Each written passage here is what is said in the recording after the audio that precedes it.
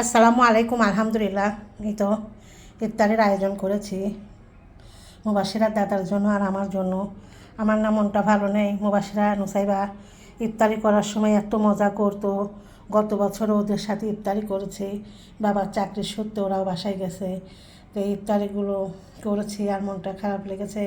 মুবাশিরা নুসাইবা সবসময় এসে বাবু কী করছো, বাবু কী করছো, কী আইটেম করছো দেখে দেখে বলতো আর খুশি হতো। তো ডিমের চপ, বেগুনের চপ, আলুর চপ, তারপরে এমনি বেসনের চপ, পেঁয়াজু বানিয়েছি, ছোলা, এই যে আমাদের মুড়ি, হাতের মুড়ি, হাতের কলা, বড়ই, আনারস, আর এই মুড়ির সাথে পাঁপড়। মুবাশিরার দাদার পাঁপড় আর জিলাপি থাকতেই হবে। আর এই যে আমাদের সেই গুড়, সেই মিঠাই, মিঠাই দিয়ে শরবত বানিয়েছি। আর এই যে সালাতের জন্য রেখেছি। তো ফল আনতে গেছে, কেটে সময় পাবো না, এই জন্য ভিডিওটাকেই করে নিলাম।